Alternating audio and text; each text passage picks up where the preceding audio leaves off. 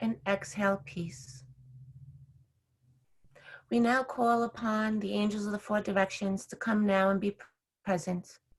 I call upon my higher self, Rob's higher self, Ellen's higher self, and all who's present, your higher self, to come forward and be present with us at this time. I call upon the Holy Spirit, Saint Germain, and the violet flame to be present. I call upon the ascended masters that wish to come forward at this time to be present. I thank you for your love, your patience with us in humanity. I thank you. Please forgive us for any harms that we have done knowingly or unknowingly to you, Mother Earth. But thank you for your love, your unconditional love, and your patience with us as we grow into our ascension now and forever. Wow, that was a beautiful opening prayer. An L with the age of new beginning. Carla did the most beautiful prayer, and we're going to introduce Rob Scarpa. Now, Rob Scarpa, a number of years back, I was doing a beautiful program with this gentleman who loved the Violet Flame. He was an exquisite teacher of the Violet Flame.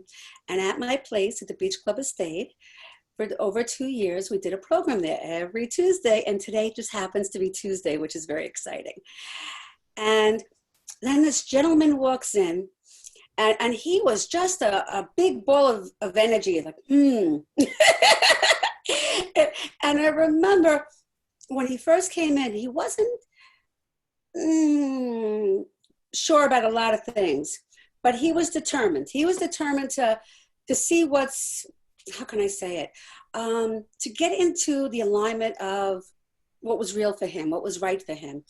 And that was like the beginning of his journey. Unless maybe, Rob, you know what, I'm going to let you share.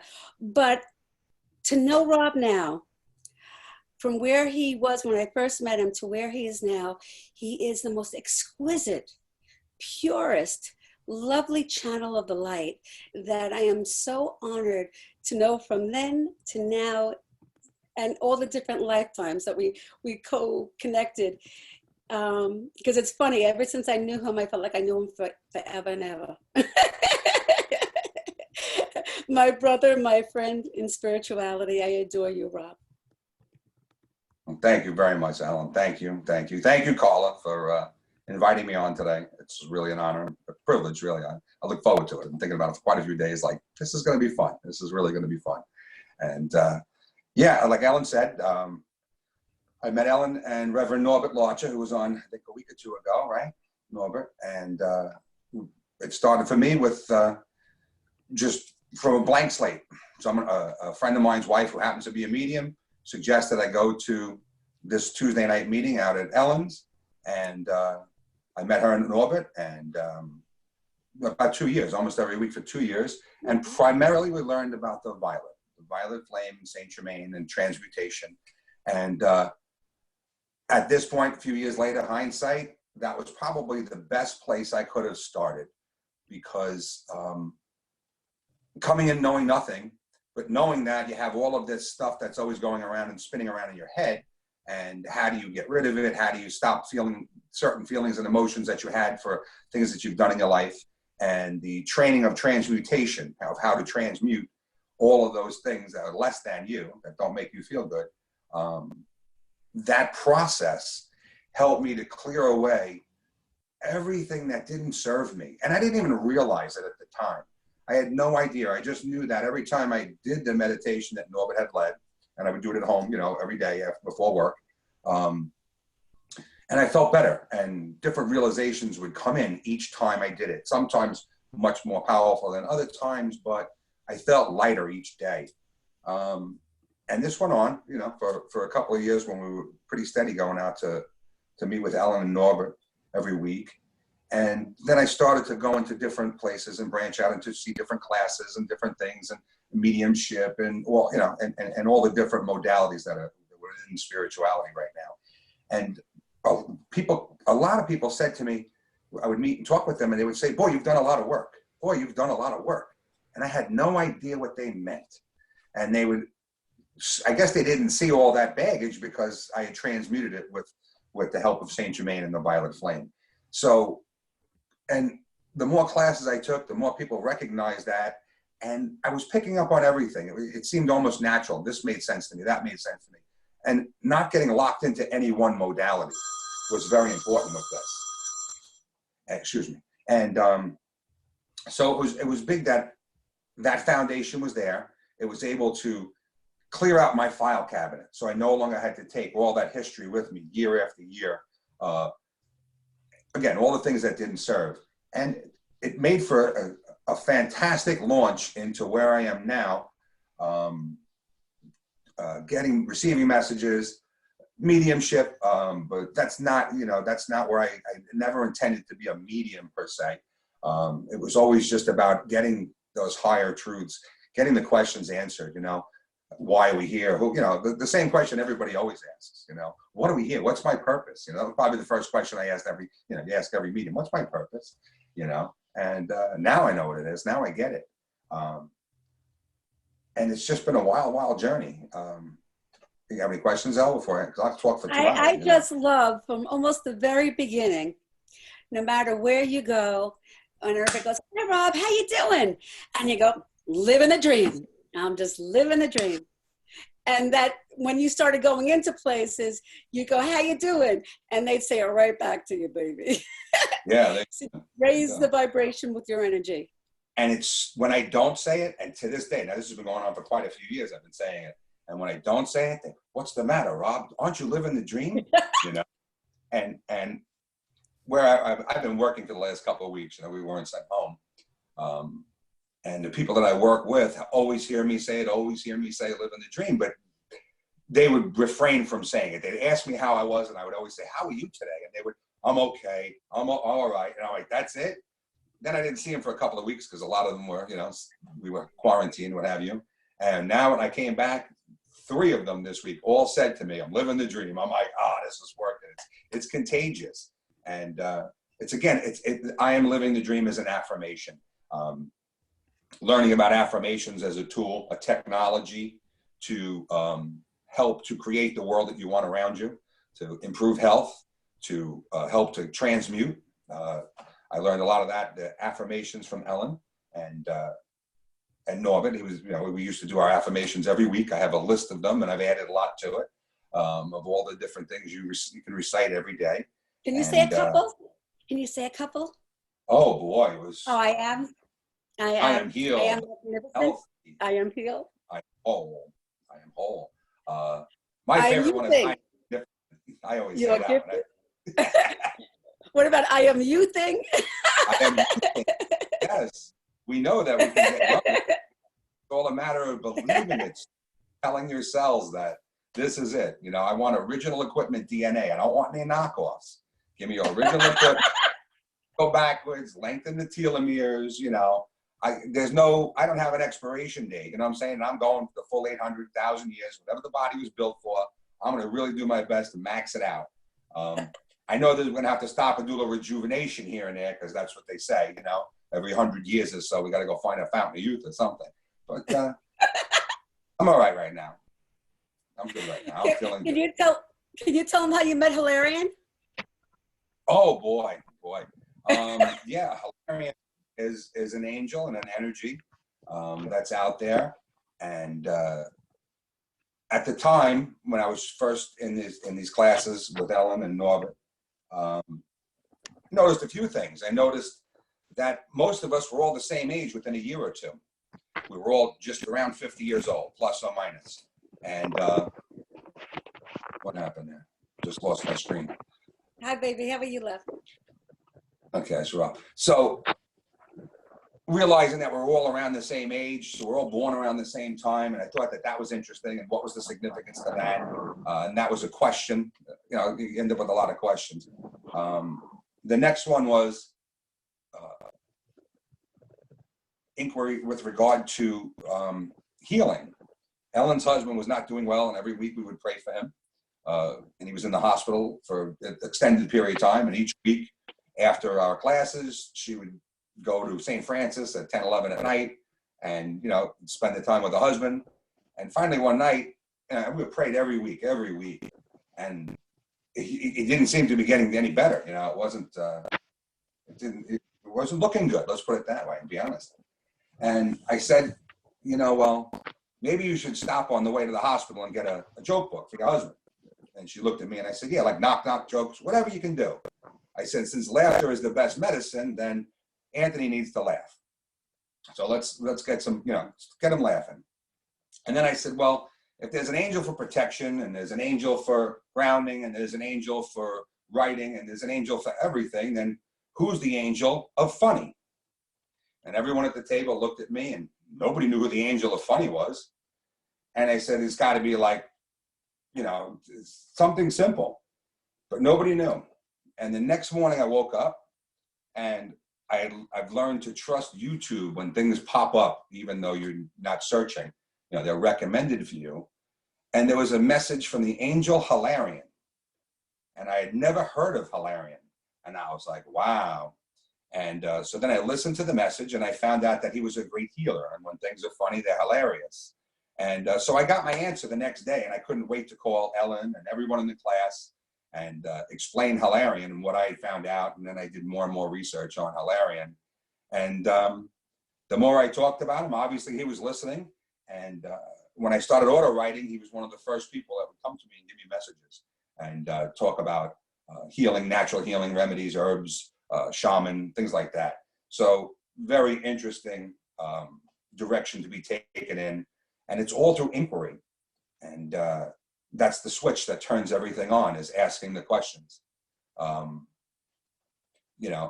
every message that I get talks, well, not every message, but a lot of the messages say that inquiry is the most important switch to hit on your journey of finding yourself, of recognizing your true divinity. Because really we've gone through an age of forgetting and now we're in an age of remembering. And it's fun. It's a lot of fun. I don't know. So what happened when people started noticing the energy shift that that started taking place? Well, of course, your family starts to see it right away and thinks you're off what are you smoking? What are you drinking? Who are you hanging out with? What the hell's going on? But when you just come home smiling all the time and you don't engage in the stuff that you used to engage in that wasn't, didn't make you feel good, eventually it starts to catch on. It catches on at home, it catches on at work, it catches on with all the people around you. And then they expect you to walk in the door smiling and spreading love. They don't want they look to you to pick them up. And then you learn that there's people that do that all the time that can feed off of you. And you learn as you go along who's feeding, who's not. This journey causes one to, look inside, see what resonates with you within your life and even people in your life. And I found that I was separating from people that I'd been friends with for 30 years or more. And, you don't know where that's going to take you, but you just know that the vibrations aren't meshing. It's just not there. And a few years down the road, some of them come back into your life and others, continue on their path. And you learn through all of that it's all part of the plan. We all made this deal. We signed these contracts in invisible ink that don't really mean anything unless you want them to. And that's it. It's constantly expanding, constantly. There's never a day that goes by that you don't want to learn something else. You hear something from someone and you want to know more about it. And, well, that's where I am. That's where I am at least. And it's a lot of fun. Watching you evolve and watching you from being aggravated about certain things to actually becoming so empowered in your own life has always brought me the most immense joy. So whenever I see you, I normally always in a place of how can I say, projecting light. I like to think I am. But when I see you, I mean, because it's so fun to see you be you and in your totality of walking in and having a very beautiful sense of self, seeing how people respond to you now, seeing you being excited by the magnificent channeling that you did. I remember, I think it was my birthday, and I was sitting in my car and I was pouting and I was really, really sad. And And I was trying to get my mind off of me. So I said, Rob, what is it that you always wanted to do? And you said, I wanted a channel. I go, Rob, you don't have to go anywhere to learn that. You got that. And he's like, I go, is it something you really, really want? He goes, yeah. So then we did a meditation. And then after that meditation, you channeled my mom in Oh, so that's right. That's exquisitely, right. so Right. Yeah. exquisitely that it was like, it was too surreal. It was the most gorgeous, intuitive, it, it's just wonderful to see you shine. It And blew me away. I didn't expect it. Yeah, that I remember that you were in the, I was at work and you were in your car. I was sitting in the parking lot talking to you on that, and yeah, it was interesting that your mom came in so loud and clear, and that was one of the first messages that I was able to do a Q&A with. I wasn't, when you start this, you're waiting to just hear and waiting to just hear, but now you learn that the inquiry keeps everything moving, keeps the wheels rolling, it keeps the gears greased. Uh, it's the switch. It's the switch. And I was rereading a message that I had gotten back in November, and Spirit was saying, we count on people like you, light workers, to get the engine running, and then we jump in and we take off with it, and we get the people going from there. So it's up to us to get that engine running. And they said the simplest question was, what makes you happy? When someone asks you what makes you so happy all the time, that's it. You just turn the key, and they thank us, and then okay, we got this. And it's the introspection. I mean, I didn't realize how important the meditation was in all of this. Turning off the world, turning off everything. I've heard the other day the best one was prayer is when you talk to God, meditation is when you listen. So it's all about just meditating and listen. They know what we need, whether it's a higher self or angels or entities or Yeshua or Mary Magdalene. I mean, there's no limit to who's there to talk to us. It's just an angelic type realm and stuff like that. But then you've got all your family members that have passed, all your friends that are on the other side.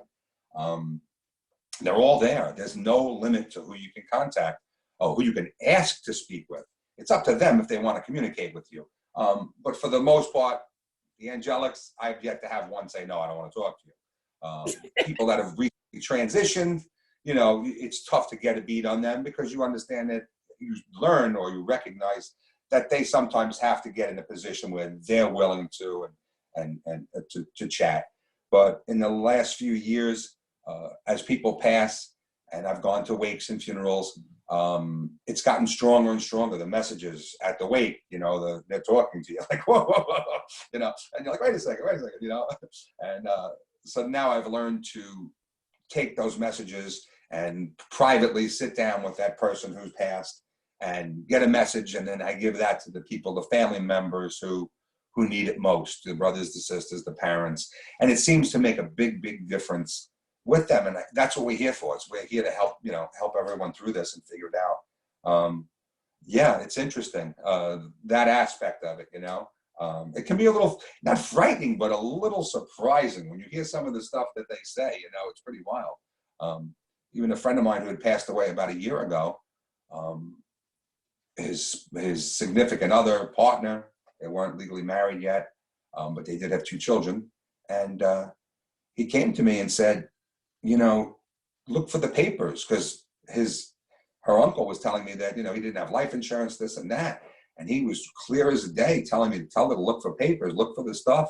And within a few days, she found all the stuff, and he had taken out a life insurance policy, and everything was opposite to what it was and better, but she would have never have known to look if he didn't come to me and say, please get this message to her.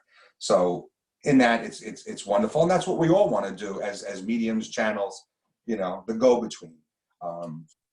what a blessing it is to be able to be Yeah, doing what we're able to do. And that's to raise somebody's vibration, to enlighten and support people on their journey of life. yeah, yeah. And you're able to explain, and it keeps expanding. It keeps expanding. You keep recognizing more and more of it. We start with this simple stuff of getting the messages to people and helping them to grieve through things. But then we understand that there's more and more technologies in spirituality. It's like we designed this world, we designed this earth. And then we said, okay, we're going to go play this game with the ultimate gamers. And we're going to jump in and we're going to live the life on earth and experience all that physical reality has for us, the sights, the sounds, the smells, everything, physical touch. But we're going to forget who we are, that we're born with that amnesia. And it's up to us to, well, it's not, we don't have to, but it's fun to try and figure it out before you die. You know what I mean? Because if you figure it out, you'll want. Everybody figures it out when they get to the gate. Everybody knows, because when you get to the gate, you're like, oh my God, this is what it was all about, right? There's my mother. Everybody you expected to meet you is going to meet you there. And then you turn around and be like, oh, shit.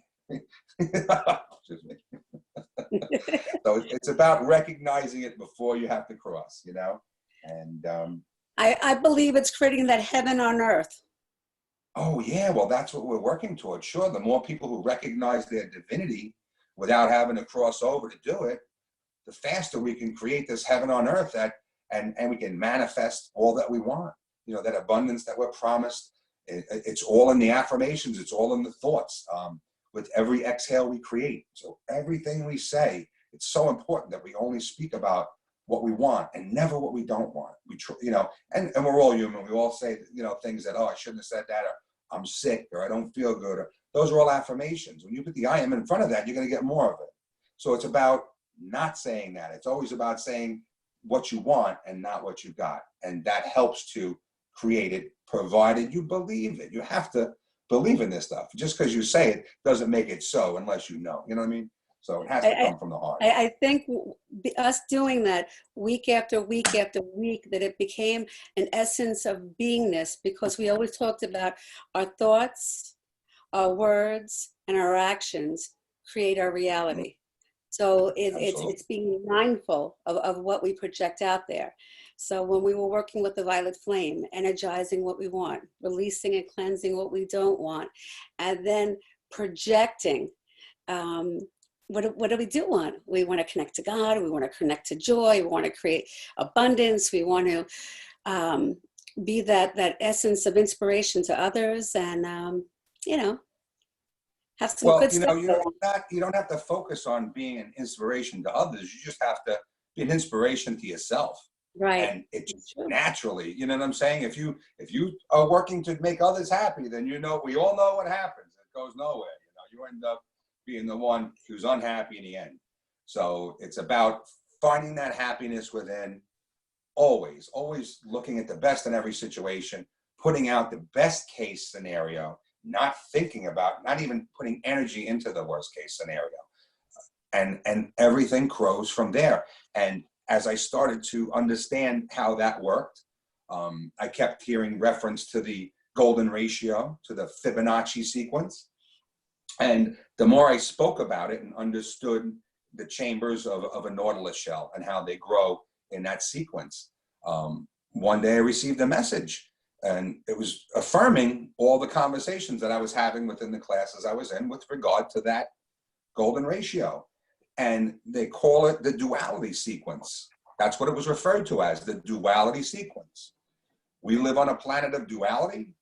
Part of the base platform or the programming or the software is this sequence. And we can either ramp things up in a positive direction in that sequence or in a negative. And it's not exponential. It's much greater. It's a far greater number.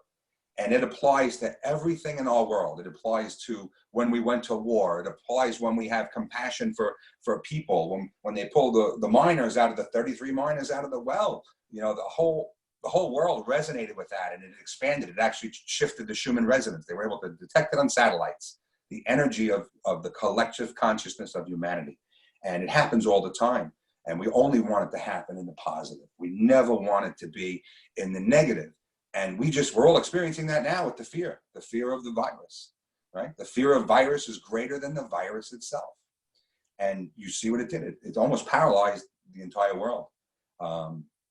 And so we turn off the news, we turn off the TV, we stop looking at the bug on the corner of the screen, because whether you've got it or not, if you turn on the TV, you just brought that virus into your house, and no one wants it in their house.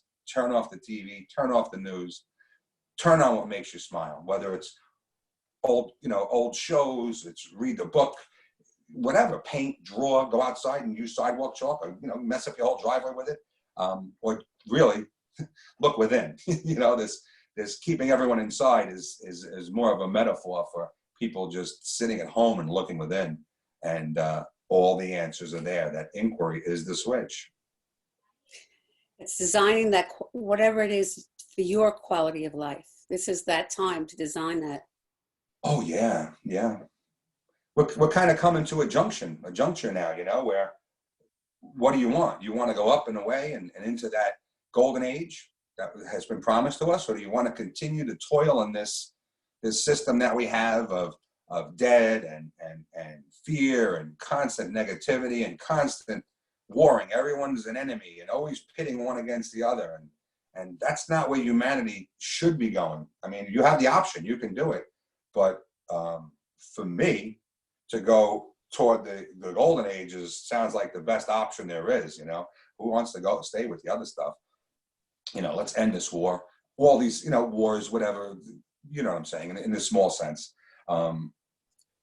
Yeah, we're creating our reality, and it's up to all of us to create that reality we really want and put no more energy into the negative. We have that choice.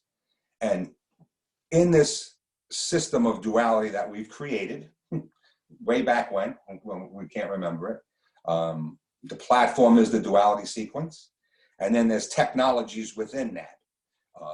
That software, like Monopoly, is a technology, right? You play Monopoly, you get to go, you always get $200, no matter what. Whether you're in jail, whatever happened to you, you still get your $200. That's the technology. That's the software, the firmware in the game. That's it. And then everything changes around that. Well, for us, the duality sequence stays the same, and it's up to us to control the game in each direction and utilize the technologies that we've been given. Saint Germain delivered to us the violet consuming flame, the energy, the highest vibrational energy in the visible light spectrum. It's the highest frequency we can see. After that, it's ultraviolet. It's beyond our capabilities. Animals can see it, we can't. That technology, just the words, the frequency of saying the violet flame, is like a switch that activates the transmutation sequence to help you clear out all that baggage. The same goes with the word miracle. I've got a lot of messages with regard to the miracle and how we don't say it enough. And if we'd start to say the word more, we would create the miracles that we need. And now more than ever, we need them. With what's going on with all these friends, family, people in the hospital. And I've been a big advocate for that 6-8 weeks ago, when people were telling me, and you sound corny. Well, ask for the miracle. Everyone's entitled. No one's exempt. Jesus said, greater miracles you'll do than I have ever done. So, and I'm not a Bible quoter. I'm not, but just that simple phrase of using the miracle will create what you need if you believe in it.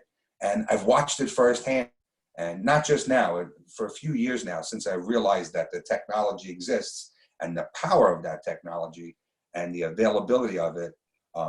There's nothing we can't fix or create or, achieve by utilizing these simple cheats. Like I say all the time, it's like Mario Brothers. When you got to that level and you jumped up and you hit your head on a star and you got to the next level, well, that's what the violet is. That's what the miracle is. It resets and puts you to the next level, so you no longer have to fight that, whatever it is that you've been dragging around with you. Yeah, there's a lot to it, and it's just one aspect of it, we can talk about that. Then I've got messages that talk about oneness, the fractalization of the soul, where we all come from the one God, the one spirit. We just keep breaking down and breaking down and breaking down within the matrix. We all know of the matrix. Well, that system, from where the information I get, that matrix is being reduced. The number of boxes, cubes, is becoming smaller and smaller, and we're all being brought back to that same place of oneness, where we all recognize that we're all in this together. What I see in you is a mirror of what I see in myself. What I don't like about this person or that person is just something I don't like about me. And once you can realize that you can get rid of that with the use of the violet technology, then you no longer have to carry that issue with that other person. You know what I'm saying? Coworker, friend, spouse, whatever it is, whoever it is. And it just makes it a lot easier. When you go through your day, you get excited, you wake up, you're excited, you want to go through your day, and you know that it can be a better day than it was yesterday. And primarily through your thoughts. It starts with your thoughts, you know. Big advice would be, don't turn the news on in the morning. When you get up in the morning, no news. Excuse me. No news. No weather channel. Nothing. Just keep it off. Keep it quiet. Start your day. Meditate as soon as you can, you know, before the dogs get up, before everybody's up in the house. Take that time when you're still in that place where you've just come from your dream state, and continue to ride that wave, you know, take it inland a little bit with the meditation. And you start your day off in a much better place, and you can finish your day off in a much better place. Yeah, there's a lot to it. There so is. Now, there's a number of things that you adore, and you're always into what's happening with the earth and how things are affecting different areas. So it's like you knew when there's going to be a volcano was going to erupt or things were going to happen. And it was just the essence of being in tune to where things are. And then you started getting into the 0101, the codes. 0010110, yes.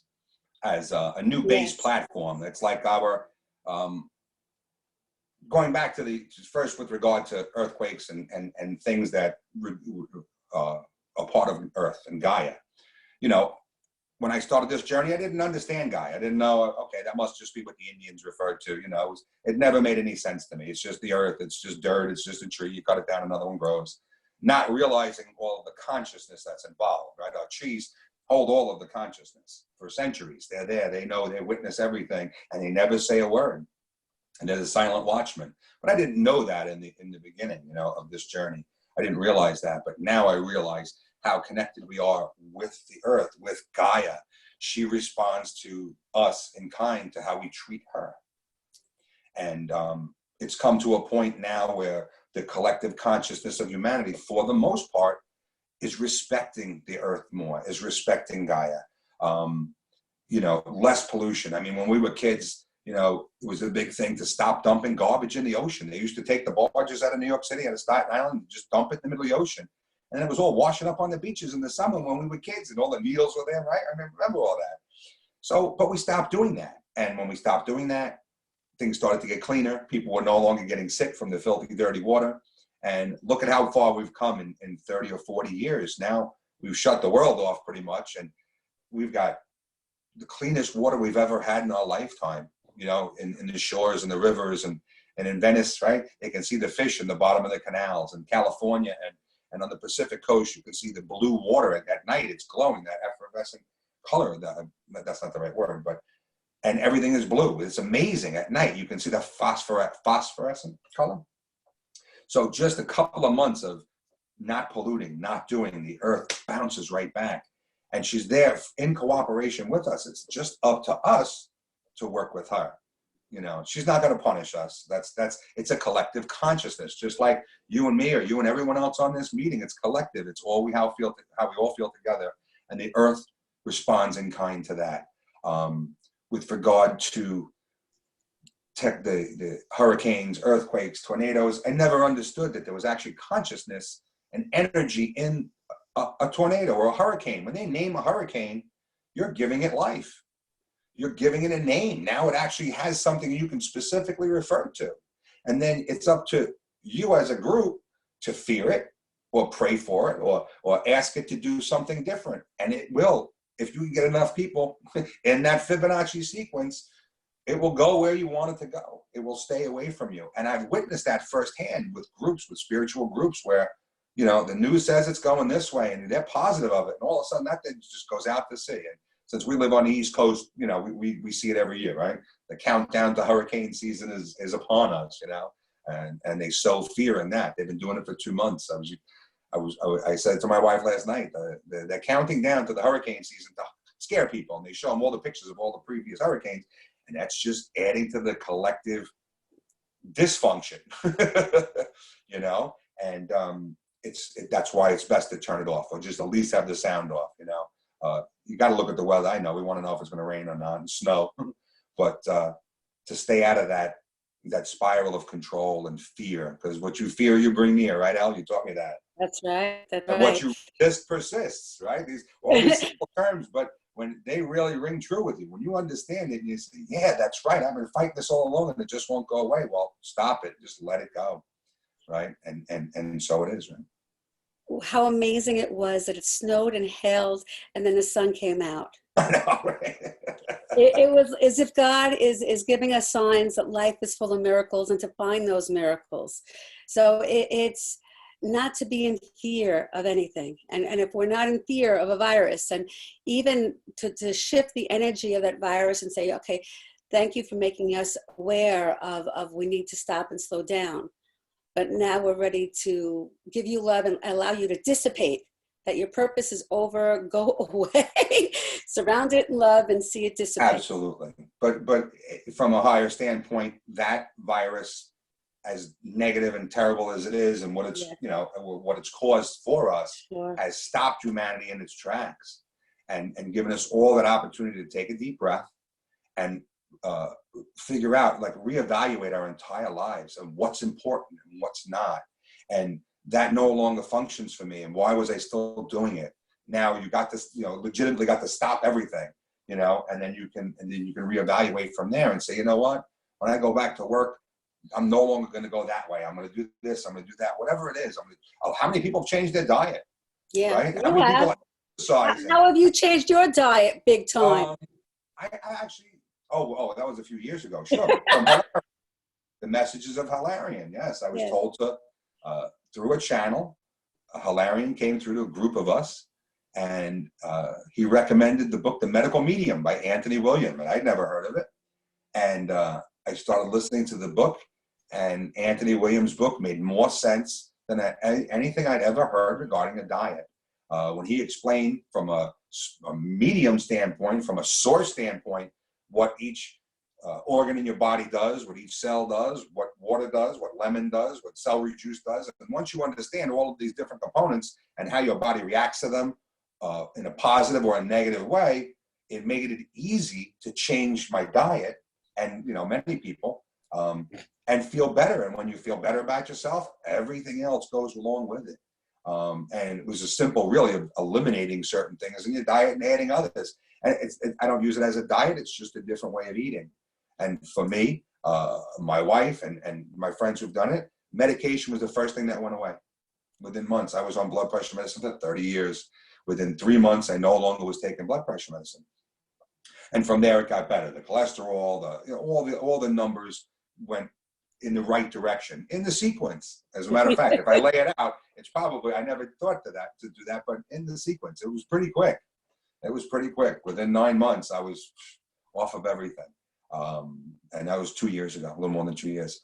And again, if I didn't hear it from Hilarion, recommending it to us, those who are listening to the channel, and him referring to another medium, yes, and to trust in his information, because if you read his information, you're like, boy, that rings true, because there's no such thing as coincidence. We've learned that everything is, for a reason, and it just made it easy. It makes it easy. I know a lot of different channels that I work with, talk to, follow, so to speak, watch on YouTube. A lot of them don't listen to other channels. They don't listen to other mediums. They say, oh, I don't want to be slanted, biased in one way or another. And I can't, to me, that doesn't resonate. I have to listen to as much information as I can. Of course, you're going to come across stuff that doesn't ring true, but very, very little of it, less than 2%, 1%. If it rings true with you, and then that information from this channel or that channel, this ascended being, that one, they create more questions within you. And again, the key is the inquiry. So if we can keep every day, have another question, and every day there's more information comes through. I start my day every day with my meditation, and I ask my guide, tell me what it is I need to know every day. And sometimes they'll give me a beautiful thing, and then other times they'll say, you don't need to know anything. It's just desire. And I'm like, you're right. You got it all. So It's I simple. said that to you for God knows how long. I didn't hear you. What's that?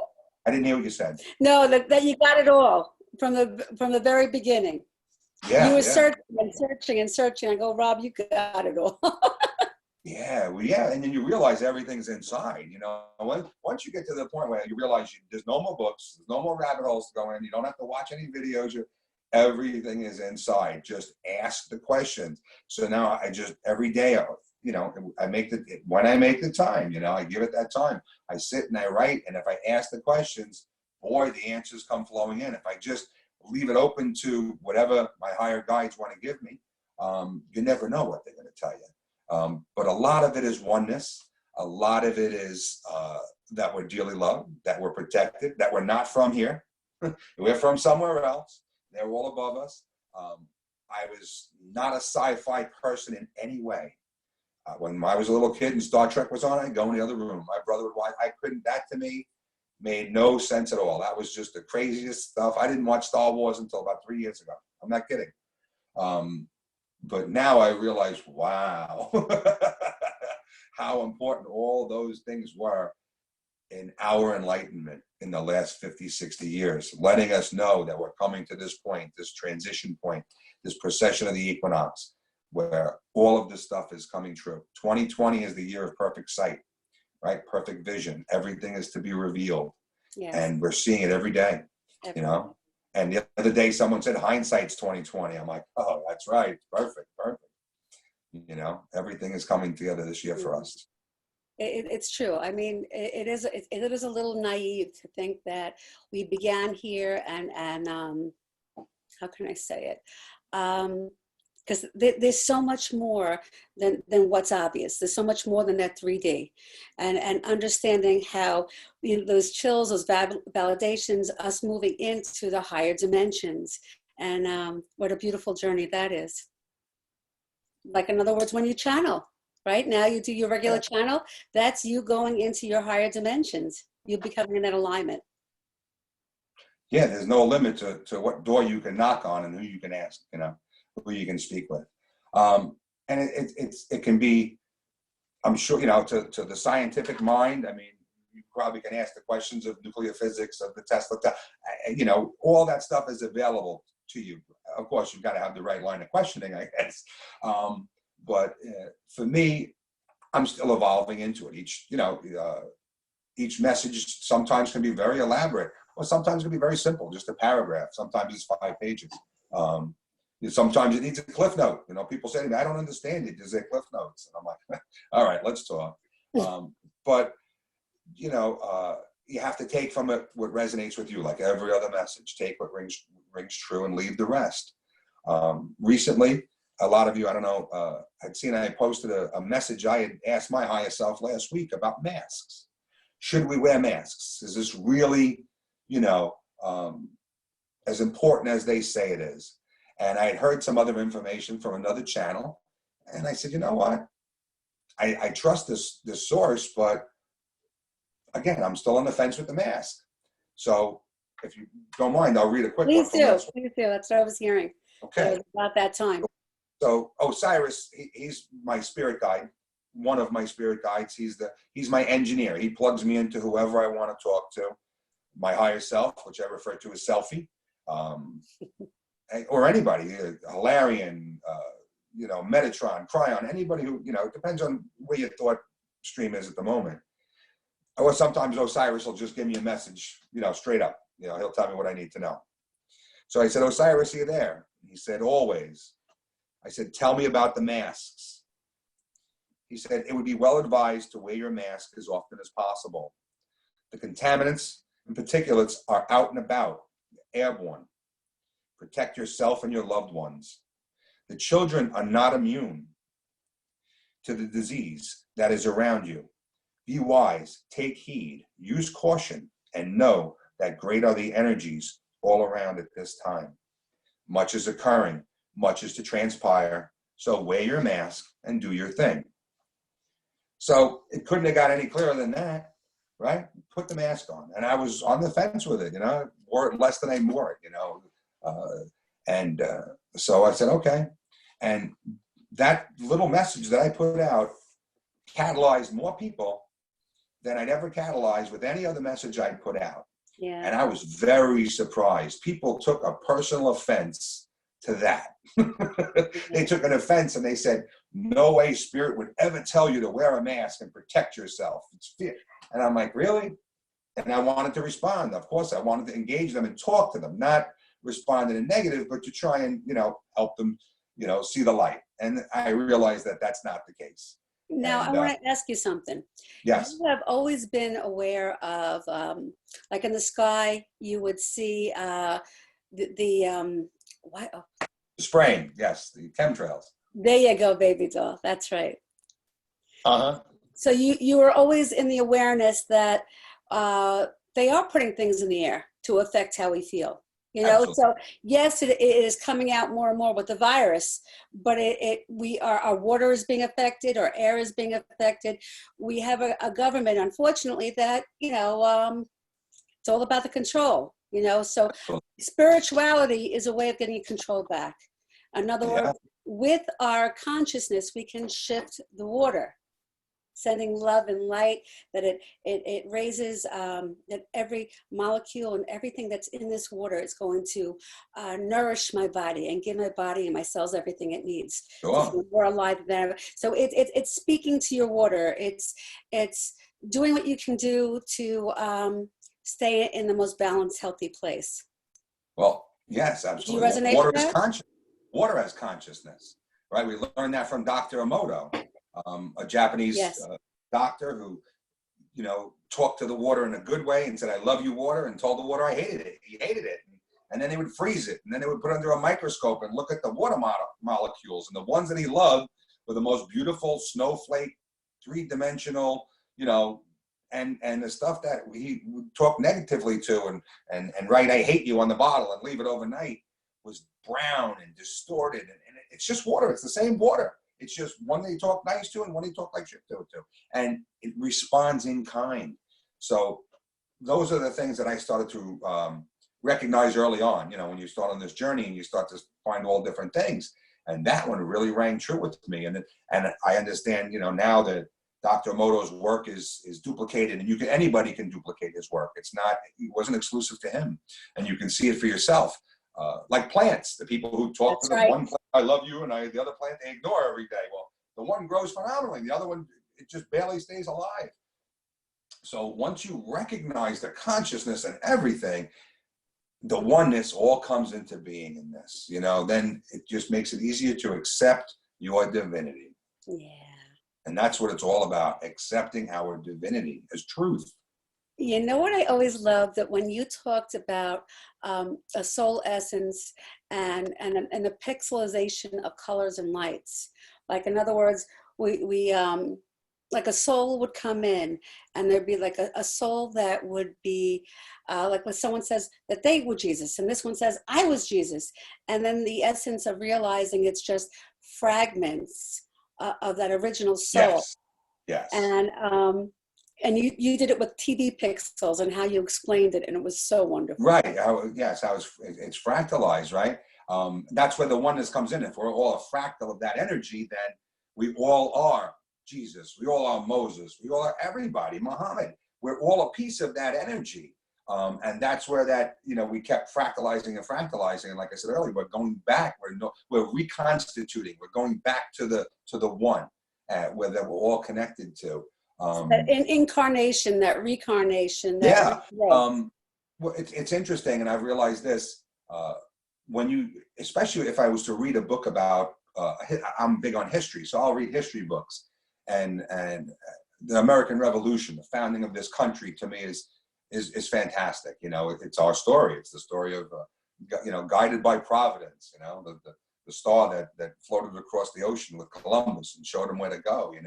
These things have a much greater significance. But as you start to read about a person and you get deep into them and you read their autobiography or the information that their family gives of them, not the outside and detached news report, but the actual stuff, the truth, at least the thread of truth in it, you start to align with their energy. And before you know it, you're able to connect with that being for me at least, in an automatic writing, just like a channel or a medium would, dial up that person. Oh, get me my dead uncle so-and-so on the line. Okay, well, here you go. And you get the information. Well, it works the same way with ascendants, with everybody, with every energy. I say to people, it's like getting their barcode. Once you get the barcode of that particular, of George Washington, then you can call up George Washington. And at this point, he likes to talk. You know what I'm saying? He's been gone for quite a while, and there's a lot of things that he would like to straighten out the record on. And it's amazing. And so as these different energies come in from a historical standpoint, of course I write them down, and that's a whole separate book to itself, and the synchronicities and the things, and you get answers to questions that people might not have known for 200 or 300 or 400 years. They wonder what a mystery is, and you can, we ask, and sometimes they won't give me the answer. They'll say, well, what would be the fun? We'll spoil it if we give the answer. Like, where's the treasure chest, Well, that would kill the whole thing. Everybody's having such fun looking for it. Go about the journey. All right. So, but the bottom line is we can connect to everyone. There's no limit to who we can dial into, because they're just an aspect of us. We're just another fractal of that person, of that energy, that source energy. It's wild. It is well. Now, if you could share one of your channels, if you could just pick up one and just share another one of your beautiful, beautiful channels. All right, give me a moment here.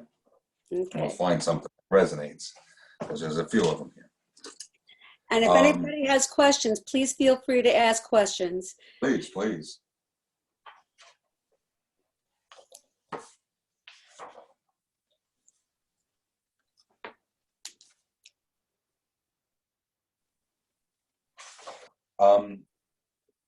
I'll go back to last 4th of July. Last 4th of July, I got up early in the morning.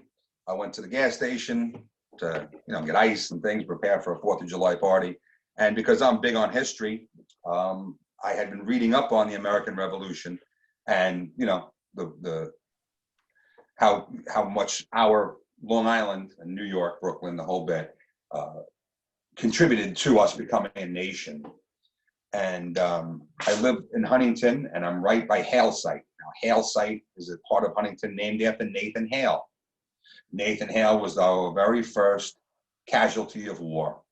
He was our first spy to be killed, and he sailed from Huntington to go meet some people in Connecticut and get messages to George Washington.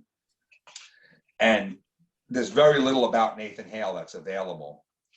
And I read as much as I could about it, and then there's a lot of other synchronicities and other people here in New York and Long Island that were part of the whole story, but for some reason Nathan Hale just stood out in my mind. And like I said, I did some research, and it was very little. And they never found his remains. His trunk with his belongings were brought back to Connecticut, and whatever happened to them 250 years ago, is questionable. I went to the gas station right by Hale Site, where there's a big rock with a plaque on it that says Nathan Hale, and tells his brief story. I was in there checking the lottery tickets, like 7:30 in the morning, and I'm checking them, and the guy says, "Are you a winner?" And I'm like, "I am a winner. I am a winner." And I had all his tickets, and I'm putting it out there that I'm a winner. You know what I mean? And he's checking them. He's, "Let me double check." And I didn't hear any of the bells go off, but he wanted to check them for me. And as he was checking them, it was just him and I in the station. He's a Turkish guy, so he's not too big on American history. I don't believe he is, And out of nowhere, I just heard me say, "Nathan Hale lives again." And I looked, what? That didn't come. And then he looked at me and I said, "You wouldn't understand," because I didn't even understand why that message came in. It was like disturbing, to say the least. I'm like, yeah, I'm really losing it now. Give me 1 second and I'll find it. Excuse me.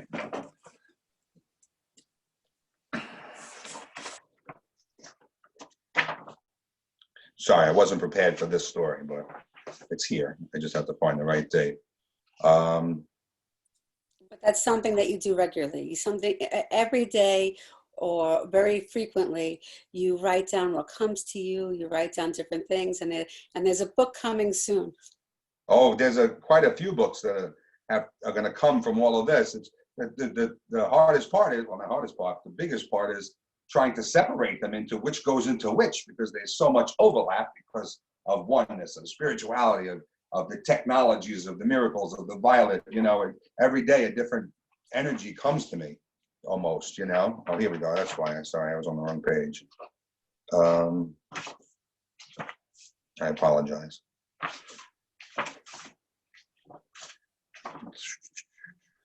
Too far in.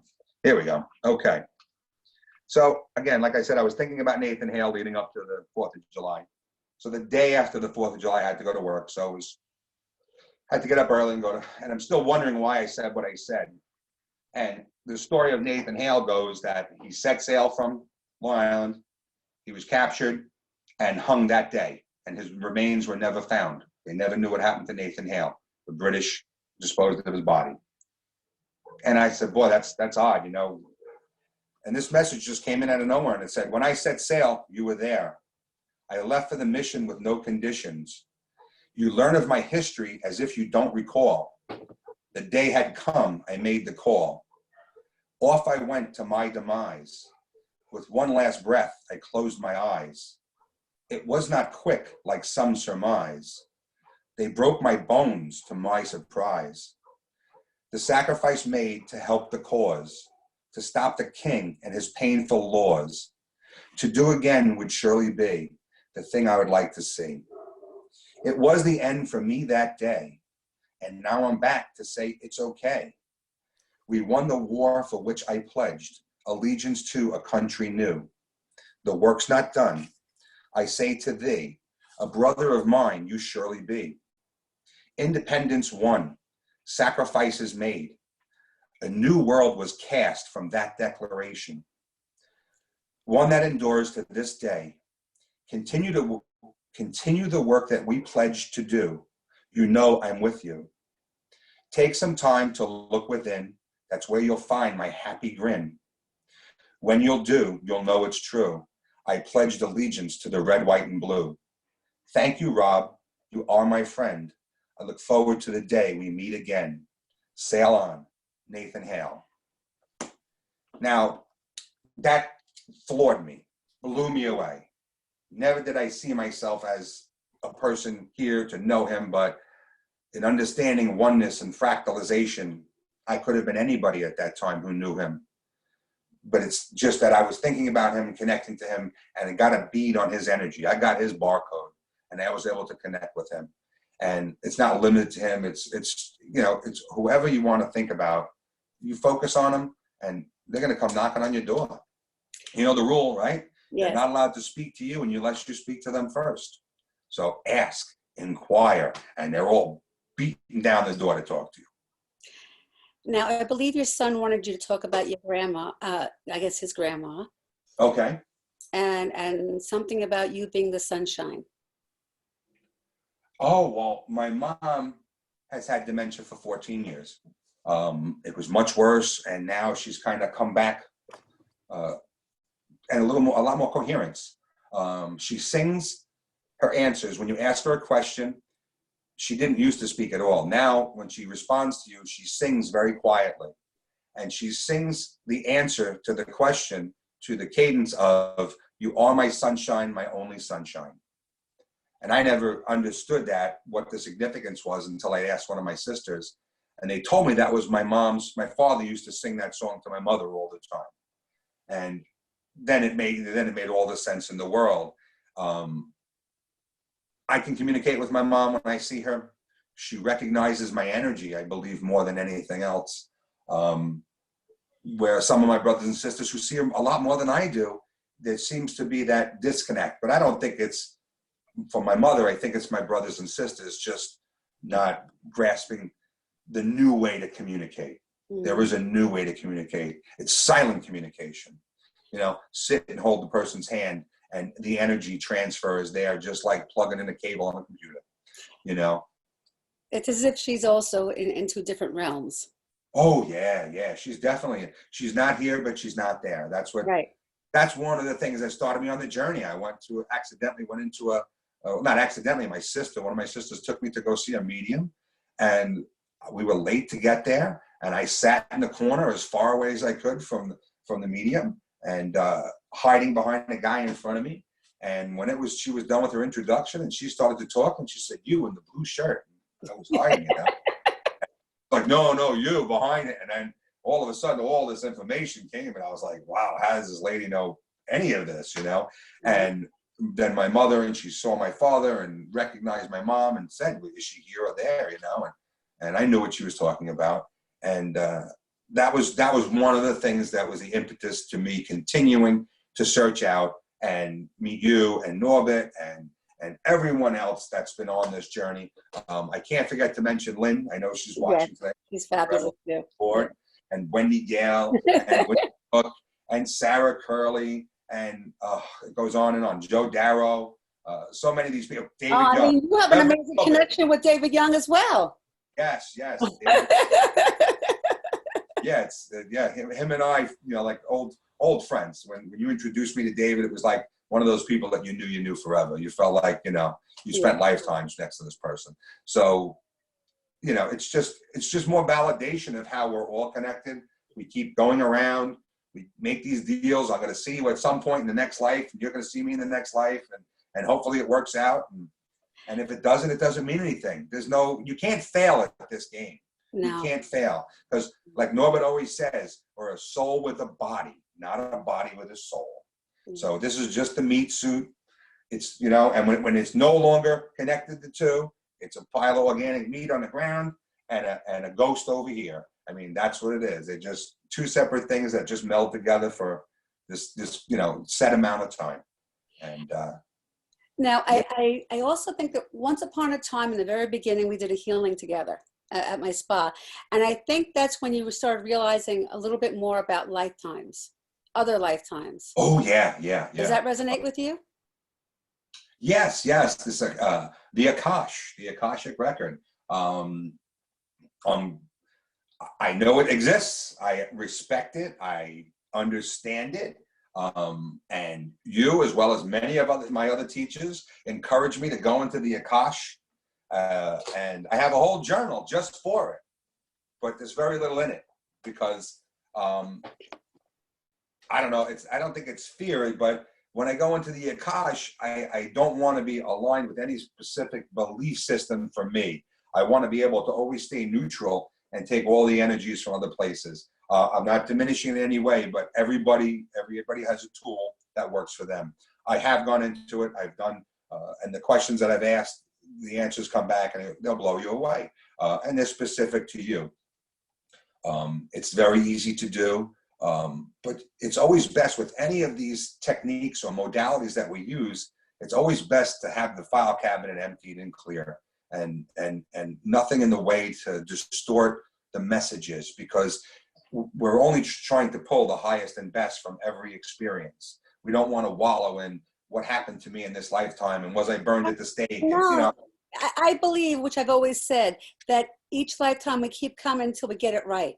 Mm-hmm. So it's not the point of wallowing what was, but it's showing us that we're reliving it until we move past it. Yes. It's like that. So it's not a negative. It's just not at all. No, I'm not saying that. But it's a tool. It's a tool like anything else. It's in the toolbox, but everybody picks up different tools. Some people use the pendulum. So everybody uses something different to get their information.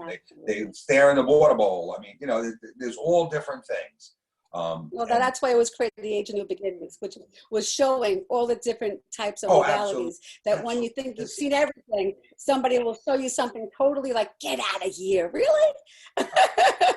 And crazy, wonderful. Human vibration that we're in. We're such a low vibrationary being at this point. In order to become solid matter, they have to really turn down the system, turn the engine down, take the efficiency out of it. It's got to run like crap in order for us to be human.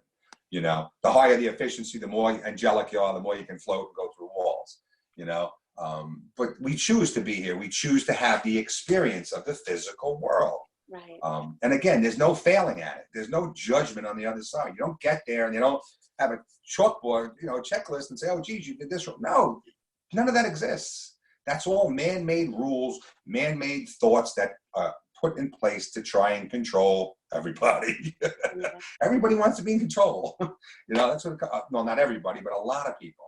Well, that's Christianity and certain religions. Oh, sure. That you should live in guilt, Exactly. and you should live in a certain way, or all these different wars where we have all those energetic cords of fear, and so in this reality, it's overcoming that. It's becoming more empowered. It's letting go of those old perspectives to see things where this is a new beginning, an exciting time, and I cleanse and clear all that no longer serves me. Now, Lynn wanted you to talk about Pauldings. The Pauldings, does that ring a bell to you? Well, that's she's referring to John Paulding, who was the beginning of this. John Paulding is a figure from our revolutionary past.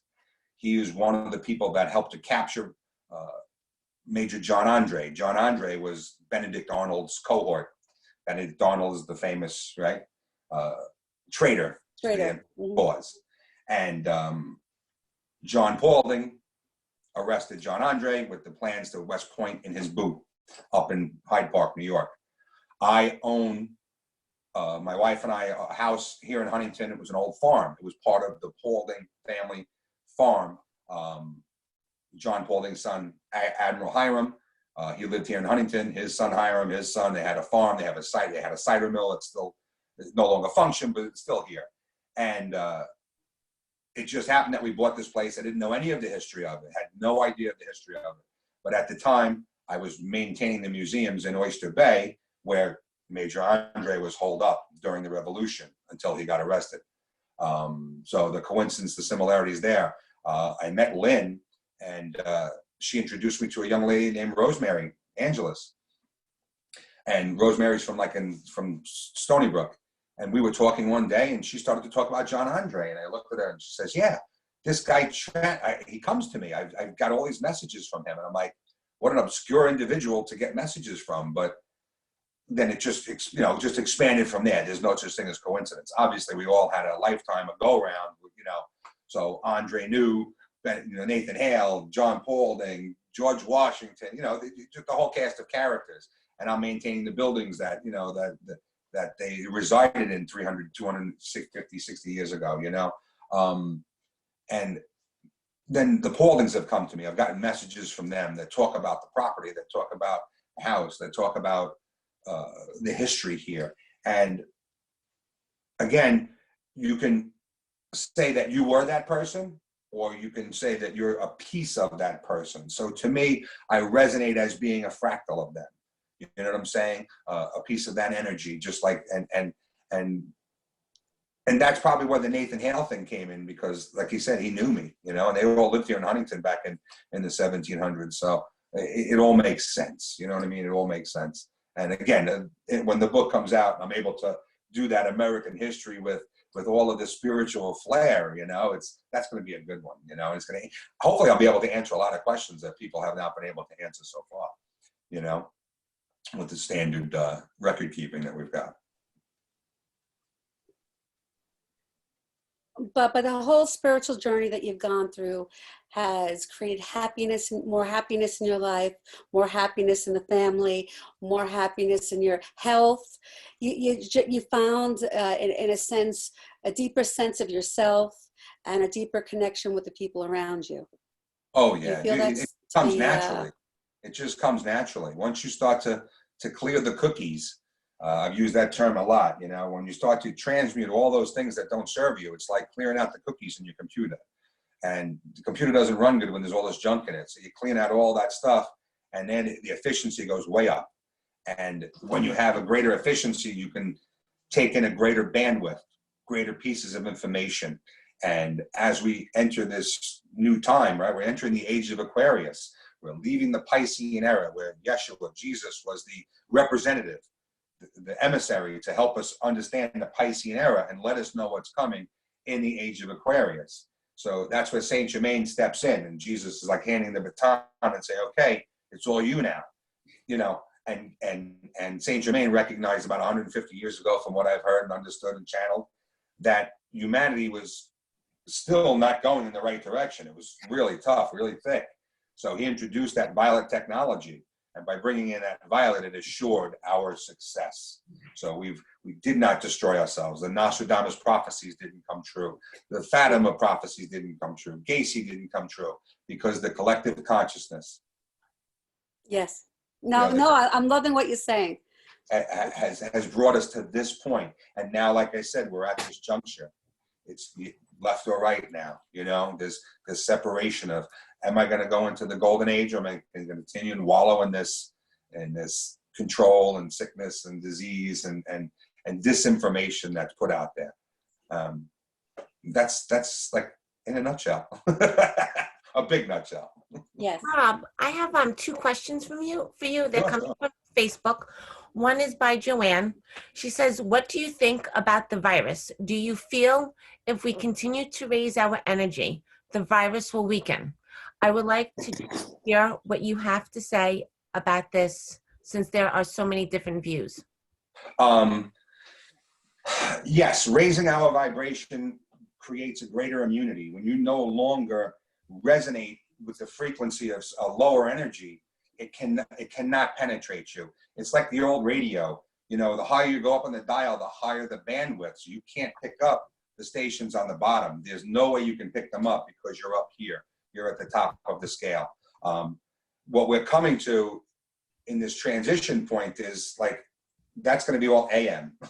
All the negative stuff, just as, you know, is AM frequency. We're in FM.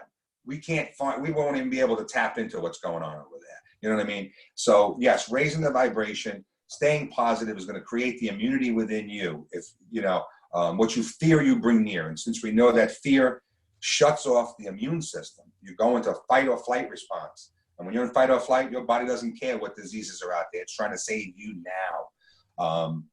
But the disease is a long-term thing. So keep the vibration up. Don't live in the fear, and you're not susceptible to it. That's what I believe. I agree. I really agree with that 110%. And the next thing is, this is from Francine, and she says, what do your guides tell you about Donald Trump? Just curious, because there's such a divide. See, that's a tough question. Well, it's not a tough question for me, but it's a question that, you know, I'll proudly answer. I mean, you know, you don't hear of too many spiritual people involved in politics, but I've been involved in politics my whole life.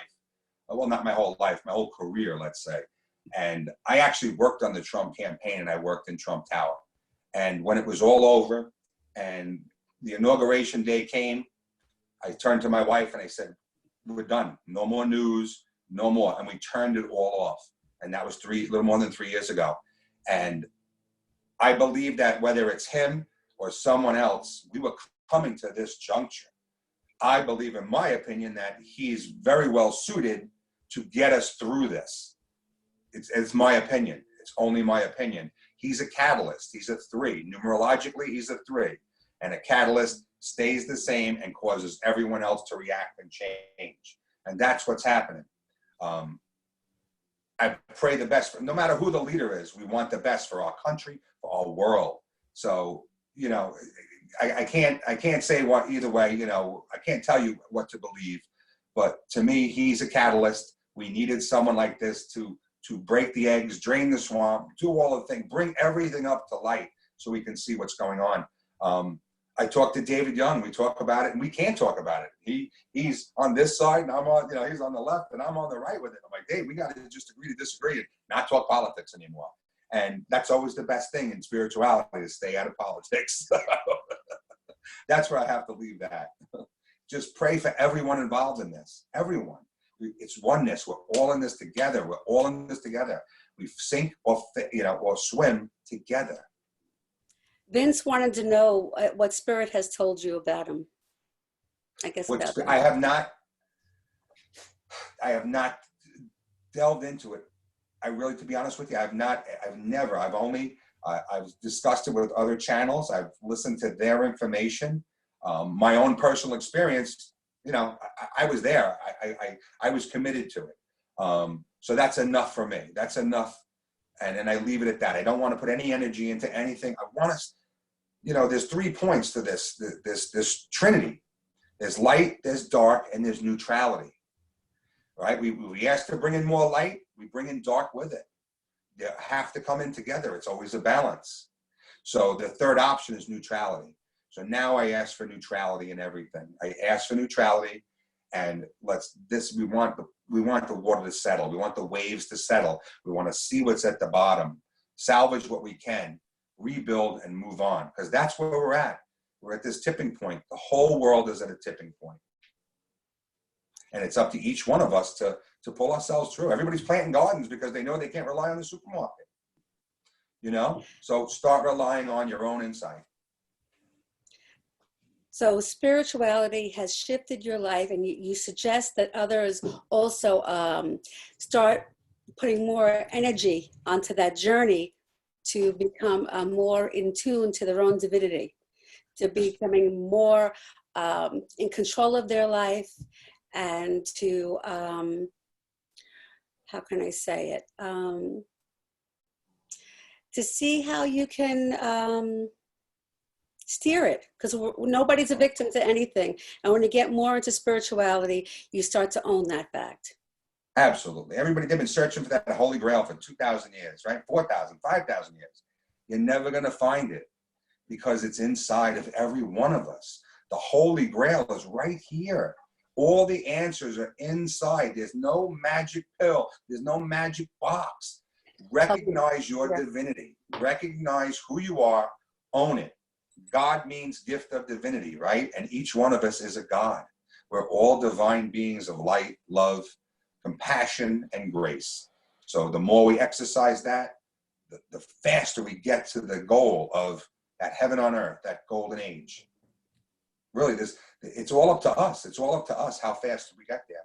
I've gotten messages, we're all on the bus. You can get off at any time. You can get back on, stop any way you want. But the bus only goes the same route, that one route, and it only goes to the one destination. You're all going to get there. It's up to you how fast.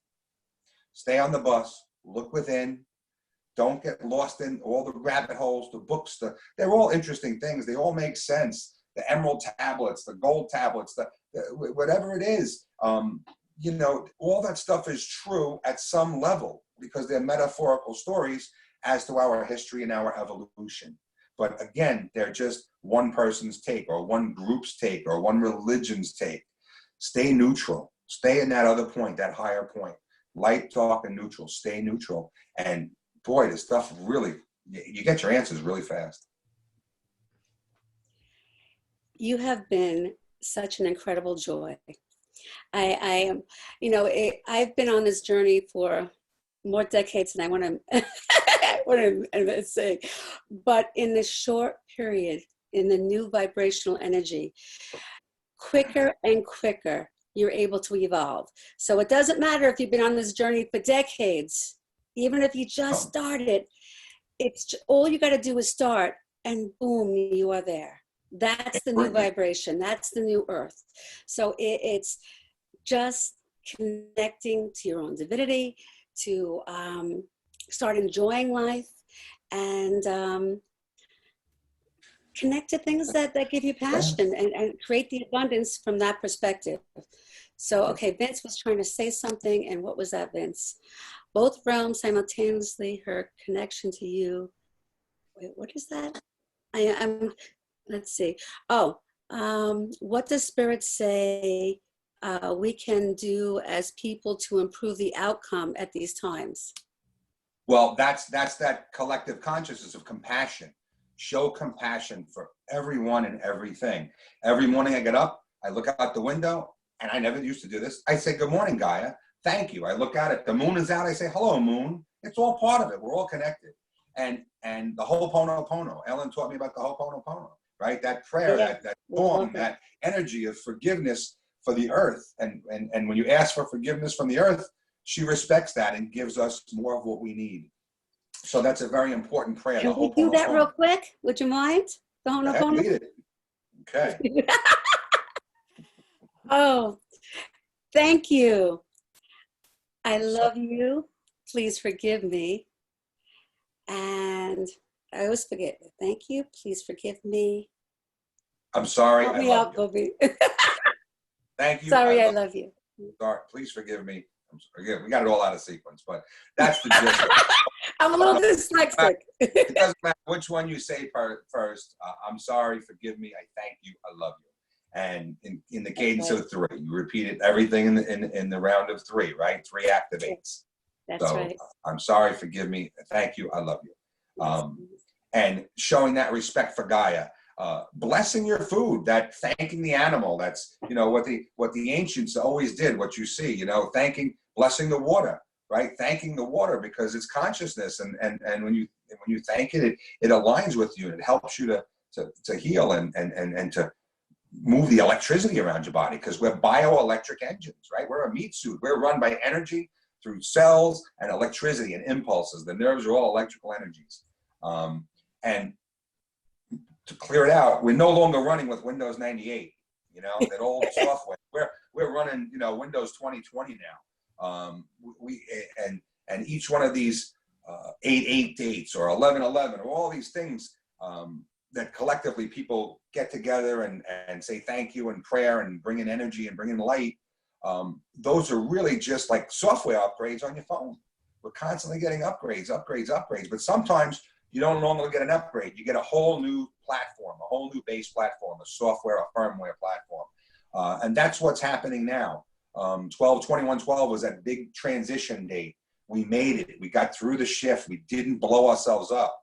So as a thank you from our better halves, our higher selves, we've been awarded better technology, easier manifestation, the ability to create with less effort. You know, you don't have to, we no longer have to prostrate ourselves 3,000 times a year, you know, and face the sun to get what we need. Just stop and ask. Thank God, thank yourself, thank the universe, and envision yourself. If you want a new Escalade, see yourself behind the wheel of it.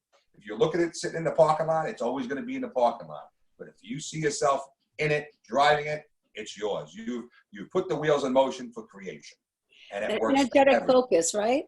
Absolutely, absolutely. The law of attraction, right? Yes. Absolutely. But you have to see yourself in it. You have to be part of it. You can't see it as external from you. It has to be part of you, no matter what it is. That healing has to be part of you. You have to see yourself healed.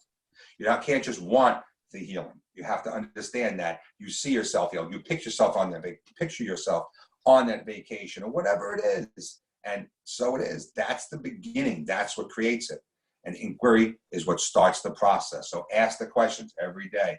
Tell me what it is I need to know, and listen. If it's the numbers on the clock, 111, 222, whatever those significances are, those things, know that they're answering you. But now it's ask more. Well, what does it mean? What am I supposed to do with it? And the more you ask those questions, the more they're going to scream it in your ear. And then the way you say it is important. So you don't say I want, because God will give you more wanting.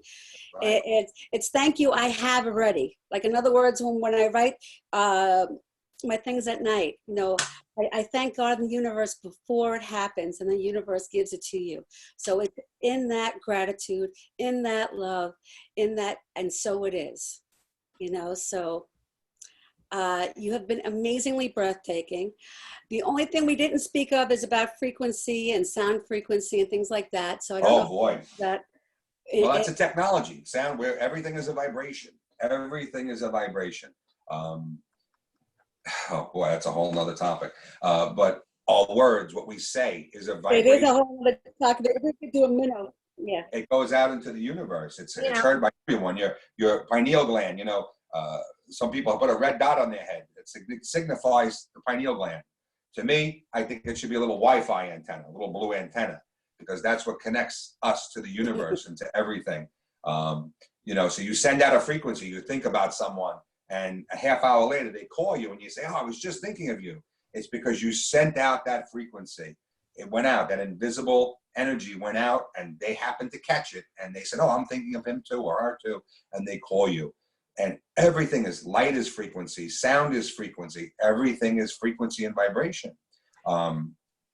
You know, the Lord said, they used that famous quote, let there be light. So that means that there was sound first. Before there was light, there had to have been the sound if he said it. So there was a frequency, a vibration, and vibration is what creates light. You know, not to get scientific about it, but you can all do your research, and you'll get a better grasp of it, of electronics and frequency, and and what it creates from solid matter, you know. There's so much. We'll have to do another one of these, definitely. Just on that alone. And you know, it's funny that you should, like, you guys rolled into this because somebody had also asked, what about artificial intelligence that they're building to control us? Well, So- AI is definitely here. We're not going to stop AI. It's happening, but it's up to each one of us whether we want to accept it and utilize it in our life. We use AI when we talk to our phone and we say, Siri, you know, give me the phone number, or what is the, you know, the calculation between metric and English, you know, English units. I mean, so we're using AI all the time. It's just a matter, if everybody stays above board and we all respect and love and care for each other, then we'll never have to fear the technology that we build. Only when we have people with negative intentions, a lesser vibration, should we have to fear that stuff. And or you can be concerned about something negative happening to you. But just again, focus on what you want. Focus on AI being our best friend and helping us down the road and answering the questions and doing our job for us, so we can just kick back and sit at the beach, right? What's wrong with that? If AI is going to do all the good stuff and do all the dirty work and wash the dishes, then go get them, champ. You see Room, it goes around and vacuums the house for you, right? That's AI. AI is artificial intelligence. So understanding artificial intelligence, you can look at it as something to be fearful of, or look at it as it's going to be a convenience, it's going to be there. And again, just if people have want to use it for control or things like that, we surround them in the violet flame, we surround them with love, that it's never going to get to the place that we don't want it to be. We're going to, whoever is doing something negative, that we surround them in light and things start shifting. We do have that power. Over and over and over, we've proved that. It's up to us as a collective. And, you know, a small amount of people can change a huge amount of people's outcome. You know, it only takes a few to affect many. And we know that from so many different experiences in our life in the last 20 years even, right? What a few people do affects so many. So as a spiritual community, just our prayers alone help to mitigate the effects of the virus, help to increase the food supply, increase the things that people need so that they're not in a dark, deep, dark place. Bring up the vibration of the children, and you bring up everybody in the room, right? Absolutely. Who can get mad at a smiling child and that's putting out love and light? I mean, it takes a real strange person to try and put out a fire of a small child smiling and casting love upon you. So understanding that this is the direction we want to go. Focus on only that. Only put your energy into what you want, and do not put any thought into what you don't want. It's that simple. And it will grow in the sequence of the golden ratio, the duality scale. So Vince has asked a question. He thinks that you're wonderful. But his question was, if AI does so many things, that the AI is going to be taking jobs away from people. So in other words, he was thinking of how we're going to make money. And how hard do you really want to work?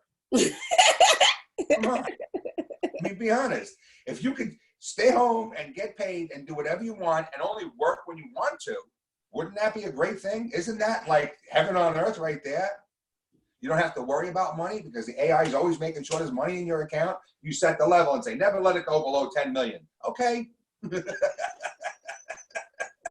And trust that the AI is going to do the job, and you can travel the world, buy your helicopter, your boat, your plane, go ski, whatever you want to do.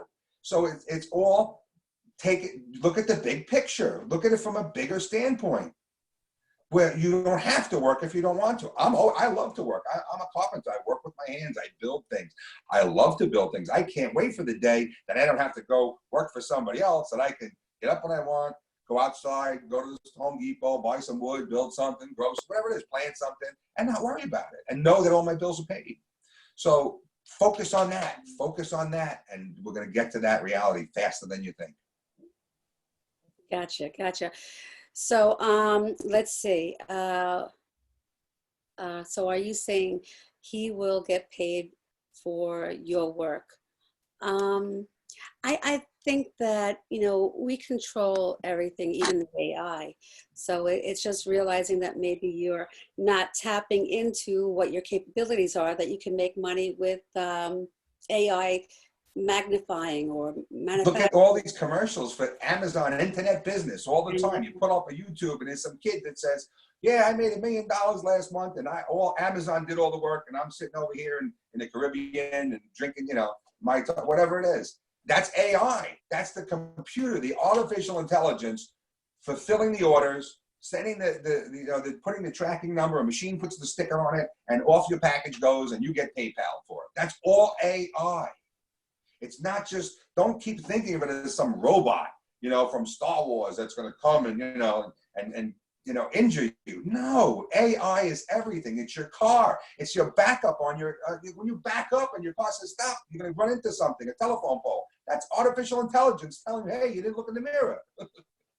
So look at all the positive in it and expand upon the positive. And when we expand upon the positive, we get more of what we expand upon. Leave the other stuff behind. And the more we do that, the more we'll get what we want with the least amount of effort. Understand then that this is the first society that's had money. Up until 5,000 years ago, there was no currency. All of our other societies do not use money. Yeshua, Jesus, if you dive into the channelings of Yeshua that are done by many, Amanda Ellis and Pamela Allen, to name a few, two of my favorite teachers who channel it. Yeshua, what we refer to as a commune today, was how they lived then. They all lived as a group. They farmed in a cooperative. They built houses as a cooperative. Everything was done as a cooperative, and no one ever felt like they didn't have anything until somebody else came in and said, hey, I need a VIG. I needed some taxes. And they're like, well, we don't have any money. Well, we're going to take your food down. We're going to take your house. We're going to take your horse. We're going to take your children. So it didn't even, 2,000 years ago, it didn't even exist for the Essenes, Jesus's family, until the Romans showed up and said, hey, we need a little piece of the action. So it doesn't have to be that way. It wasn't always that way. I'm not saying we're going to be a communist socialist. I'm not saying that at all. I'm not going in that direction. But if we can just trust that there's always going to be enough for everybody and we never have the fear of lack, then abundance will flow for everybody. That's the message. That's what comes from the galactics, from the spiritualists, from the angels, from the little ones, the dwarfs. They all come in. And they're all saying the same thing. So live without fear and you're going to have all the abundance you could possibly imagine. Literally. Imagine it. So. How are people to find you, Rob? I'm in the process of setting up on YouTube, Channeling the Ascendeds. It'll be channelingtheascendeds.com is the domain name. And within the next week, we'll have a bunch of messages up that I've received. And I'll continue to add to that body of work that I have. Just have to read them and edit them and make sure that they look good for for prime time. You can text me if you have any questions. I think that is the number. Did you put the number up? The number is on Facebook and it is on Okay, yeah, you Transformation. you can PM me or through Messenger or Facebook. I text them, and if you need to call and talk, I have no problem with calling and talking to anybody, and I'd love to. I'd love to help everybody along on this journey, because as I help you, it helps me, and we're all in this together. It's exciting time, and the more we recognize how exciting this is, the better it's going to get for everybody. The summer's here. Look how beautiful the weather is. Where's the perfect setup for this? Yeah. Perfect. We didn't have any snow this winter. It was great. So clearly somebody's looking out for us. Now Thank you, God, the there was universe. a couple of songs that came to you, remember? Oh. And then you realize those songs kind of as if God created those songs? Yeah, for me, and I didn't realize this until on the journey when I would wake up with songs in my head, the significance of songs.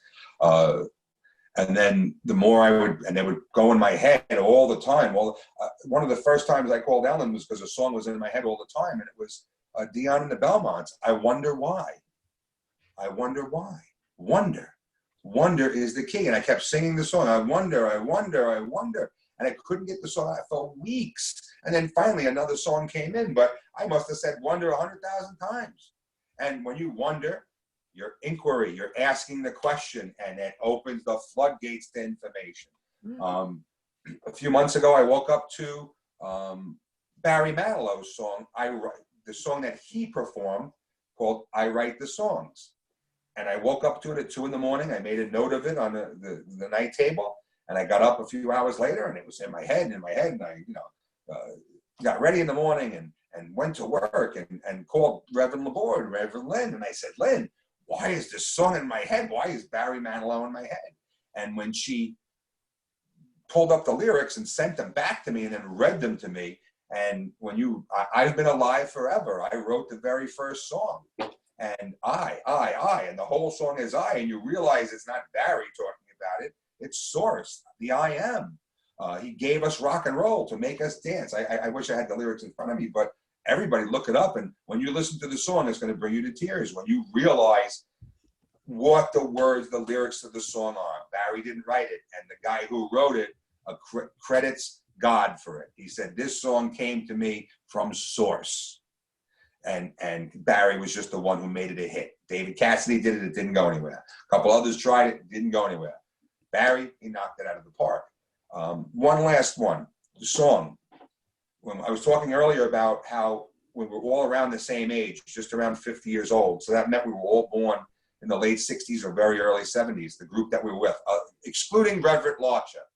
Norbert, I get, and no, I'm not knocking your age, but he was not in that same generation that we were in. He's of a different generation. We'll leave it there. And then the song "The Age of Aquarius" kept popping up in my head. And then I realized, it was sung by the Fifth Dimension. Okay, the Fifth Dimension. And then this was a few years back, and then I pulled up the lyrics and I read them, and I'm like, oh my gosh, this talks about where we are now. It's like the primer to what's coming in 50 years. So in the 60s, they were letting us know about Star Trek and Buck Rogers and all these different things that were, and Star Wars in the 70s and E.T. and in the 80s and the 90s, it just kept growing and growing and growing. But the Age of Aquarius and the lyrics to that song tell you what's happening now. You can look at that and say that's exactly what we're all coming to now. The realization of our own divinity, of the spirituality of everything. When the moon is in the 7th house and Jupiter aligns with Mars, this is where we're at. Look at it from an astronomical, standpoint. That's where we're at. And there's no such thing as coincidence. It was a greater plan that we created, and we just don't remember it. We laid out this whole thing, and we just don't remember it. So, but we can remember to enjoy the now, enjoy the moment, enjoy the people in your life, and make sure from this point on, that's why I always had the age of new beginnings, that whatever the past was, God bless, but this is a new beginning, that from now on, to find the joy, find the love, find the things that inspire you, and surround you with people who resonate with you. That's right. I tell people all the time, take that rearview mirror, rip it off the windshield, and throw it out. There's no more looking back. Stop looking back. You say live in the now, and envision your future, because what you envision, you will create. And we have more tools now than we've ever had before to do that. We have such a higher vibration on this planet. Everyone is working in conjunction to get us to that place. We're no longer at a crossroads. This is what a message said to me a week or two ago. Humanity is no longer at a crossroads. We've lifted off. Now it's just a matter of everyone, catching up to us, Some people are going to be late to the party, but we're all going to get there. Divine timing, baby doll, just divine timing. Yeah. So use that violet as often as you can. Transmute all that doesn't serve you, no matter what it is, the smallest memory, the smallest slight, what you said to somebody or they said to you. Use the technology of the violet to clean out the cabinet. Can you explain the violet flame, the 3 folds of the violet flame? The 3 folds. The violet, again, is the transmutation energy. It's the technology of transmutation. Yeah. Again, it's the highest light in the visible light spectrum. After that, we go into the ultraviolet. So, and that was the gift from Saint Germain. That's what he gave to us to assist us in this great awakening, we have now. Guess what I was trying to say? It's just the envisioning. It's the visualization of Oh, those sure. flames, To wrap yourself in violet, just see yourself in it every day. Like when you put on the cloak of protection, you know, some people, they take the sword of Michael and the crown, you know, of divinity. And in this time, we have that whole armor of God that we put on every day. But there's a new accessory that was added about 9 weeks ago. And Michael Jackson, through a channel, brought that in because Michael was famous for wearing the mask. And Michael said, with your armor of God, don't forget to put on your violet mask every day. Okay? So you put on that armor of God, surround yourself in violet, put on a violet mask, and you know that you're going to be safe for the whole day. And just believe it so, believe it protected. But that violet flame is unconditional love, forgiveness, and transmutation. So it's in that beautiful higher trinity of pure love, unconditional love, no judgment, forgiveness, that we're all doing the best we can. And if it's not of love, to transmute it into something of a higher essence of light. It's hard for humans to have unconditional love. We're all in this together. We all know, we've all had the experiences, but it's up to us to consistently put out what we want, and that unconditional love will grow and blossom and it'll be all encompassing. And yeah, it's that simple. One of the easiest things that I've learned to tell people when they ask me, you know, that they feel stuck or what do I do, or what I first tell them about inquiry. Ask and you'll get the answer. Seek and you shall find. But one of the first things that people need to do is have self-love, reestablish that self-love, putting themselves first. And someone had told this to me, and I repeat it all the time. Look yourself in the mirror, look in the mirror, look yourself in the eye, and say to yourself, I love you, 3 times in a row without looking away. If you look away, do it again. And people have said, oh, I could never do that. And I'm surprised that they would be that honest with me. I'm all like a stranger in that I could never do that. And then you'd be surprised. The people that have done it and have bumped into again, and they're like, oh my God, it's changed my life. Recognizing that I have to love myself before I can love anyone else. It's that oxygen mask thing. We're in the plane. If you don't put the oxygen mask on you, you cannot help anybody else. So you have to put your mask on first. A violet mask, again. That's gorgeous, absolutely gorgeous. And then I remember in the very beginning, you were uncomfortable with, I am brilliant, I am exceptional, I am youthing, I am one with all that is, I am. Oh, it sounds crazy. When you come from a religious, I grew up in a Catholic church, I was an altar boy, I went to Catholic school. So everything that's outside of what you're accustomed to is strange, right? And priestesses and witches and warlocks and everything that you run into. And now, and people who do sound and speak light language and technology. And boy, you come from a church and you walk into a room where there's people singing light language and you're like, wow, where the hell did they come from? What were they smoking? Planet. Right. But now they're all just different modalities to get us back to the same place, to recognize our divinity. And each one of those languages and people and belief systems is just one more modality, one more experience that we've all shared. We just don't remember it. I love you. I appreciate you. I thank you. Thank you. And I'm sure everybody today fell in love with you as well. Thank you to everyone for giving me this opportunity to talk. I hope I wasn't too long in the tooth. Uncle Rob, I love you. A lot of messages. Hi, Alex. Lots of love, cutie pie. Hi, Great to see you, sweetheart. You're beaming. Thank you, everyone. Aww.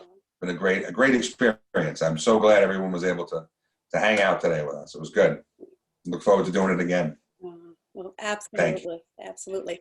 Carla, what do you want to say, gorgeous love? I have nothing but gratitude in my heart. Thank you so much for all of your wisdom and words. And thank you for everybody that's being a part of this. Like, I feel like I'm almost repetitive in saying the same thing, but you know, my heart sings. My heart sings because I'm in agreement. And I think we're all in agreement with everything that has been said over the past 22 days. And it's about, you know, transcendence. It's about rising above. And we are given opportunities if we can connect back into the love of ourselves and re-envision that new dream and usher in that golden age, that new Lemuria, the new earth. You know, we are in control. And as we all grow together, we expand together, the water rises all boats, so to speak, right? Right. And, you know, we are going to come out very different than we were when we came into this. Yeah. And Yeah. it's a blessing. It's a huge blessing in disguise. So everyone who participates in the energy that we all bring together and bring forth helps. And it sets into the fabric of life, a new fabric, a new song. Yeah. So it's just beautiful. And so thank you. Be excited. Many of my messages end with be excited. Be excited, for in that energy creates more of that energy.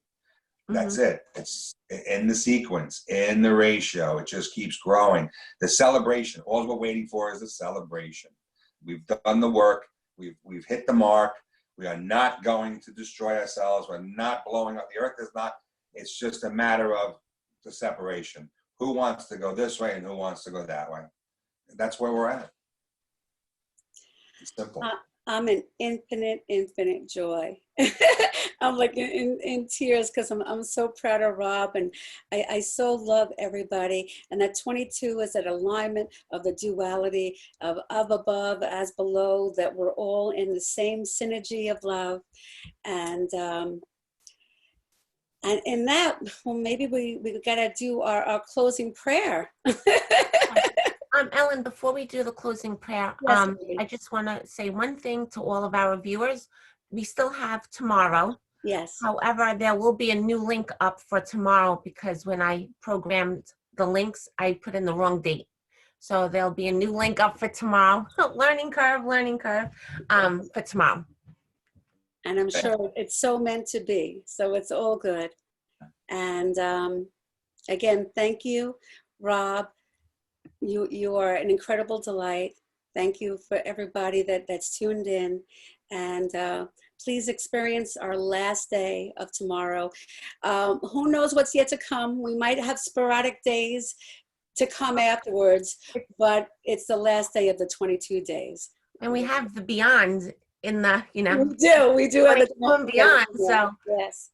You know. So only beautiful. I guess 33 is next. We do need to recharge and reboot. Cleanse our cookies.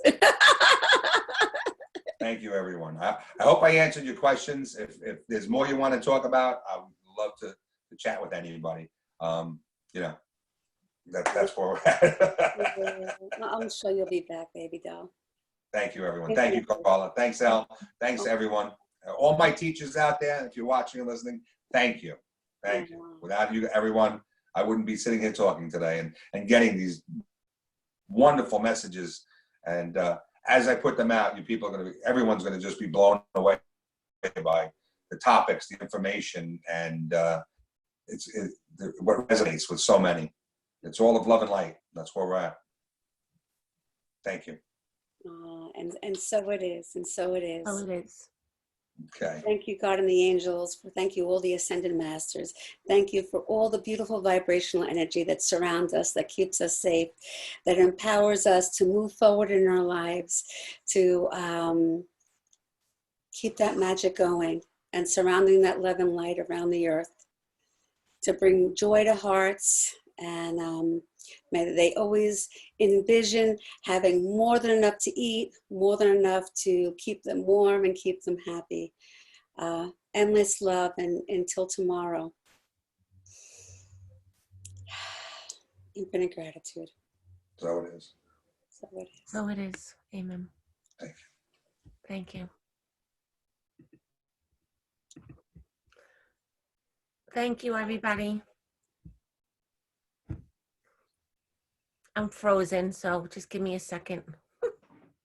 All right, got it. Thank you. Love everyone. Hi, Rob.